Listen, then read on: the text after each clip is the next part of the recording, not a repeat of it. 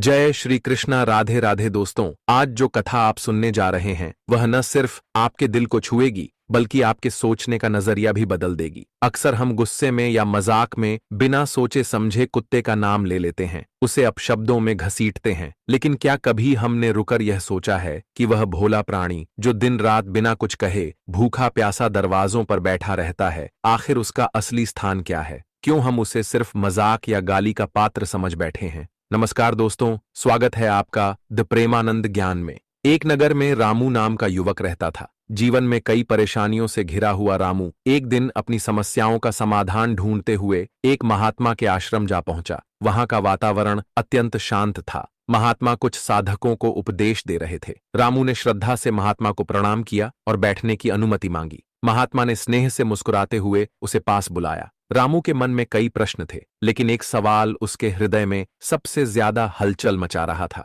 रामू ने सिर झुकाकर पूछा, गुरुदेव, क्या कुत्ते को रोटी खिलाने से कोई विशेष लाभ होता है? महात्मा का चेहरा एक गहरी मुस्कान से खिल उठा। वे धीरे धीरे बोले, बेटा, तूने बहुत गहन प्रश्न किया है। साधारण लगने वाले इस प्रश्न के भीतर बहुत बड़ी साधना छुपी है। कुत्ता कोई मामूली प्राणी नहीं है, वह निष्ठा, विश्वास और सेवा का प्रतीक है। महात्मा ने अपनी दृष्टि दूर आकाश की ओर टिकाई और बोले, जब कोई व्यक्ति भूखे कुत्ते को रोटी खिलाता है तो वह केवल एक भूखे प्राणी को भोजन नहीं दे रहा होता, वह अपने भीतर की करुणा को जीवित कर रहा होता है। भगवान स्वयं कहते हैं, जहां दया है वहां मैं हूं। जो व्यक्ति बिना किसी अपेक्षा के एक अबोल प्राणी की भूख मिटाता है, उसके जीवन से अनेक बाधाएं स्वतः समाप्त हो जाती हैं।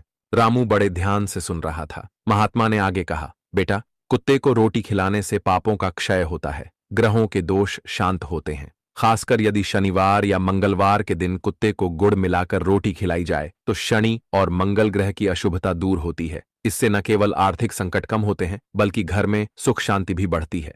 रामू की आंखों में अब एक अलग सी चमक आ गई थी। महात्मा मुस्कुराए और बोले, एक बात याद रखो बेटा, जब तुम एक भूखे प्राणी को खाना देते हो तो दरअसल तुम भगवान को भोग अर्पित कर रहे होते हो। वह भूखा कुत्ता कोई साधारण जानवर नहीं बल्कि तुम्हारी परीक्षा लेने आया एक देवदूत है। जिस दिन यह बात दिल से समझ लोगे, उसी दिन से तुम्हारे जीवन में समृद्धि का मार्ग खुलने लगेगा। रामू ने भाव विभोर होकर महात्मा के चरणों में सिर झुका दिया। उस दिन के बाद से रामू ने एक संकल्प ले लिया। वह प्रतिदिन अपने घर के आसपास रहने वाले भूखे जानवरों को रोटी खिलाएगा। धीरे धीरे उसकी परेशानियां सुलझने लगीं। कारोबार में तरक्की हुई, घर में प्रेम बढ़ा और मन में अद्भुत शांति का अनुभव होने लगा। ये कथा हमें यही सिखाती है कि हम जिन प्राणियों को तुच्छ समझते हैं वही कभी कभी हमारे जीवन के सबसे बड़े मार्गदर्शक बन जाते हैं। कुत्ते को रोटी देना केवल दया नहीं, एक अदृश्य साधना है जो हमारे जीवन के हर अंधकार को दूर कर सकती है। इसलिए दोस्तों, जब भी आपको अवसर मिले, किसी भूखे प्राणी का पेट भरने से पीछे ना हटें। क्या पता वह भूखा प्राणी खुद भगवान की ही लीला हो। राधे राधे बोलिए और इस ज्ञान को अपने जीवन में अपनाइए। जय श्री कृष्णा। कहा,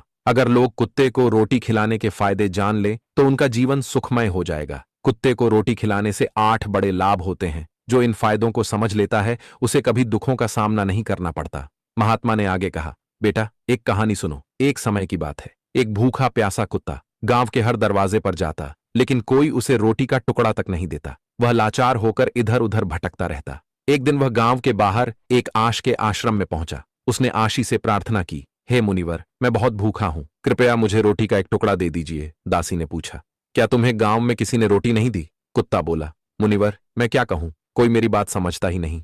रश ने सहानुभूति से कहा, तुम्हारी पीड़ा मैं समझ सकता हूं, बताओ क्या हुआ? कुत्ते ने कहा, हमारे पास न घर होता है न कमाने का कोई साधन। हमें कड़े पहनने या पढ़ने लिखने का ज्ञान नहीं है। सर्दी गर्मी बरसात सब सहन करते हैं, लेकिन मुनिवर, हम भी इंसानों की तरह भूख से तड़पते हैं, दर्द से कराहते हैं और दुख में रोते हैं। ईश्वर ने हमें वैसे ही बहुत कष्ट दिए हैं, फिर भी लोग हमें परेशान करने से बाज नहीं आते। हम आपकी तरह मनुष्य नहीं हैं, हम पराधीन जीव हैं। जब हमारा जन्म हुआ उस समय हमारी आंखें और कान बंद थे। हम यह नहीं कह सकते कि हमारे जन्म पर भी वैसा ही जश्न हुआ होगा जैसा आपके जन्म पर होता है। नाच गाना बाजे बजते हैं, खुशी मनाई जाती है। क्या हमारे जन्म पर भी किसी की ने खुशी मनाई होगी? जब मैं पैदा हुआ तो मुझे लगा कि मैं किसी बड़े घर में आया हूं, क्योंकि जिस जगह हम थे वह मुझे नरम और सुरक्षित लगी। लेकिन जब हमारी आंखें खुली तो मैंने देखा कि हमारी माँ, जिसे आप लोग कुतिया कहते हैं, हमें अपनी छाती से लगाकर एक पुराने कपड़े के ढेर पर लेटी थी। हम 5 भाई थे, बाकी 4 भाई लाल और भूरे रंग के थे। मैं अकेला काले रंग का था। सबसे छोटा और कमजोर भी मैं ही था। हमारी माँ हमसे कम ही मिल पाती थी, क्योंकि उसे भी अपने भोजन का इंतजाम करना पड़ता था। अगर वह खुद भूखी रहती तो हमें दूध कैसे पिलाती। एक माँ होने के नाते वह हम पांचों का ख्याल रखती थी। वह बेचारी दिन भर भोजन की तलाश में इधर उधर भटकती थी, कभी मिल जाता कभी नहीं।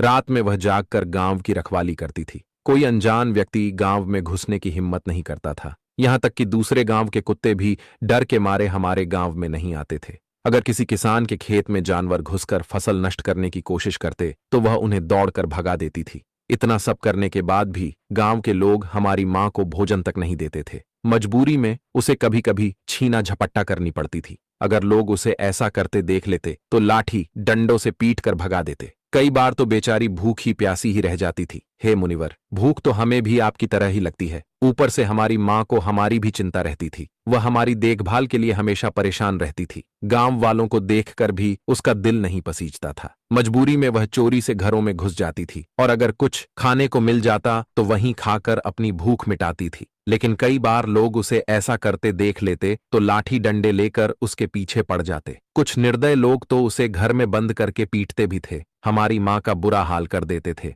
हे मुनिवर, हमारी माँ ने किसी का क्या बिगाड़ा था। उसने सिर्फ भूख मिटाने के लिए भोजन चुराया था। चोरी करने का उसे कोई शौक नहीं था, पर पापी पेट हमें यह सब करने के लिए मजबूर कर देता है। एक दिन की बात है, बहुत जोरदार बरसात हो रही थी। ओले गिर रहे थे और ठंडी हवा चल रही थी। उस कड़ाके की ठंड में ठिठुर कर हमारे 3 भाई मर गए। उस दिन हमारी माँ बहुत रोई थी, लेकिन मनुष्यों ने हमारी पीड़ा को नहीं समझा, क्योंकि उनके बच्चे थोड़े ही मरे थे। फिर वह कुत्ता कहता है, हे मुनिवर, अब हम सिर्फ 2 भाई रह गए थे। हमारी माँ हम दोनों की अच्छे से देखभाल करने लगी। एक दिन उसी गांव में एक सेठ के घर दावत थी। वहां कई तरह की मिठाइयां बन रही थीं। सेठ जी के घर बहुत से मेहमान आए हुए थे। हमारी माँ खाने की तलाश में बार बार वहां जाती थीं, लेकिन लोग उसे दुत्कार कर भगा देते।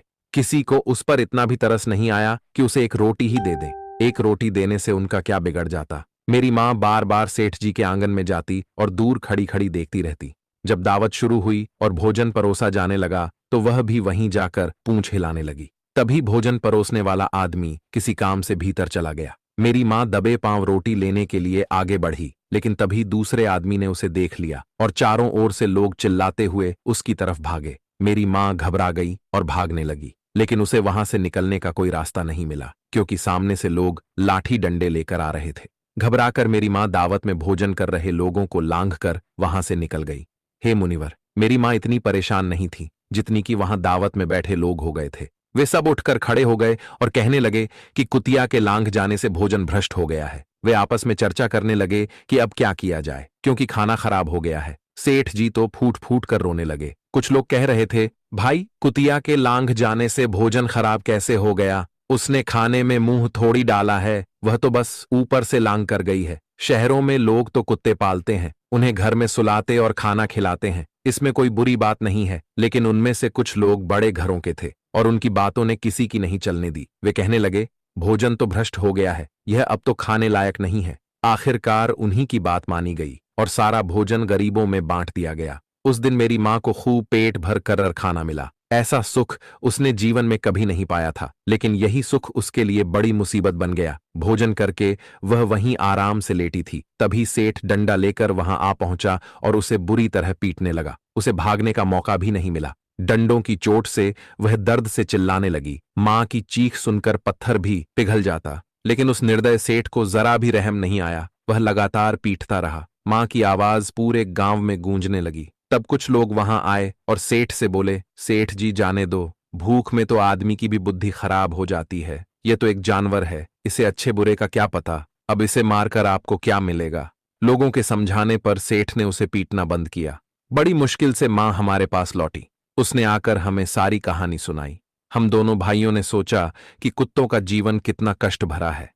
आदमी एक रोटी के टुकड़े के लिए हमें चोरों की तरह पीटता है। कितने निर्दय हैं वे लोग जो हमारी पीड़ा नहीं समझते। फिर वह कुत्ता कहता है, हे मुनिवर, एक दिन की बात है, उसी गांव के बाहर एक ब्राह्मण ठहरा हुआ था। उसने अपने भोजन के लिए एक जगह चूल्हा बनाया और उस पर दाल चढ़ा दी। इसके बाद उसने आटा गूंथ कर रख दिया और कुएं पर पानी लेने चला गया। इधर मेरी माँ घूमते घूमते वहां पहुंच गई। उसने आटा देखा और सोचा कि शायद इसका कोई मालिक नहीं है। यही सोचकर वह आटा खाने लगी। उधर ब्राह्मण ने कुएं से देखा कि उसकी आटा एक कुतिया खा रही है। वह दुखी होकर रोने लगा, क्योंकि वह भी 2 दिन का भूखा और थका हुआ था। कुछ लोगों ने कहा, अरे ब्राह्मण देवता, इस कुतिया ने आपका भी आटा खराब कर दिया।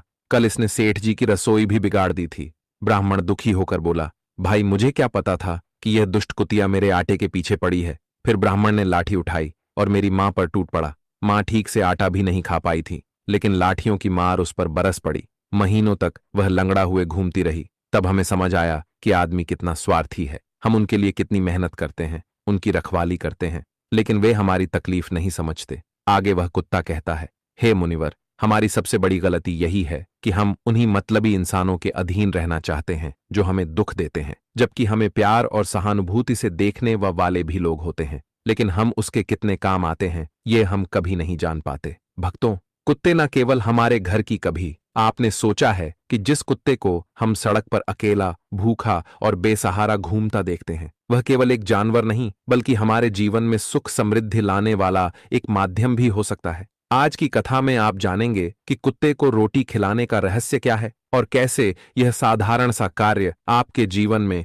चमत्कारी परिवर्तन ला सकता है। महात्मा कहते थे कि यदि इंसान कुत्ते को रोटी खिलाने के महत्व को समझ ले तो वह जीवन में आने वाले असंख्य संकटों से सहजता से बच सकता है। हमारे पूर्वजों ने एक परंपरा स्थापित की थी। जब घर में रोटियां बनती थीं तो पहली रोटी गाय के लिए और अंतिम रोटी कुत्ते के लिए रखी जाती थी। ये कोई साधारण नियम नहीं था, बल्कि भगवान द्वारा सुझाया गया एक अद्भुत तरीका था अपने जीवन को शुभता से भरने का। दुर्भाग्य से आजकल लोग इन परंपराओं को भुला बैठे हैं और परिणाम स्वरूप जीवन में संघर्ष, तनाव और बाधाओं का सामना करना पड़ रहा है। महात्मा ने बड़े प्रेम से बताया कि जब आप कुत्ते को रोटी खिलाते हैं तो आपके घर के ग्रह दोष शांत हो जाते हैं। यदि किसी पर शनि की महादशा या अशुभ दृष्टि का प्रभाव है तो कुत्ते को नियमित रूप से रोटी खिलाने से शनि का प्रकोप कम होता है और कठिनाइयां दूर होने लगती हैं। किस्मत जैसे अचानक चमकने लगती है, अटका हुआ भाग्य चल पड़ता है और घर का वातावरण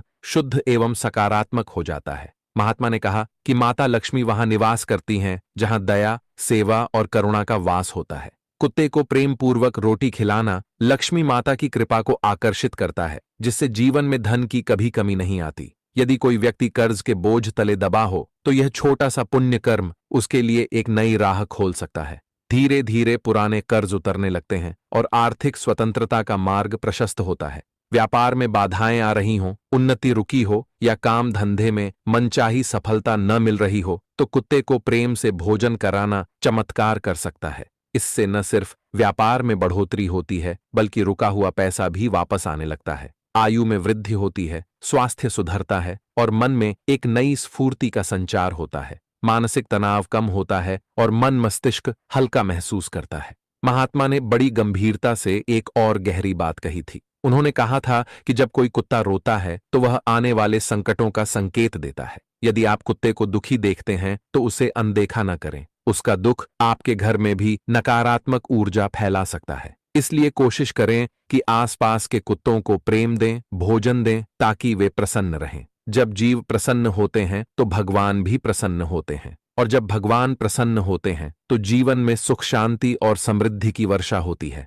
तो प्यारे दोस्तों, ये कोई छोटी बात नहीं है कि एक भूखे कुत्ते को रोटी दी जाए। ये एक साधना है, एक सेवा है, एक ऐसा अदृश्य पुण्य जो हमारे भविष्य को उज्जवल बनाता है। आज से ही अपने जीवन में इस छोटे से लेकिन महत्वपूर्ण कार्य को अपनाइए और देखिए कैसे आपके जीवन में चमत्कारिक परिवर्तन आने लगते हैं। अगर आपको यह ज्ञानपूर्ण कथा अच्छी लगी हो तो कृपया कमेंट में राधे राधे लिखकर आशीर्वाद साझा करें।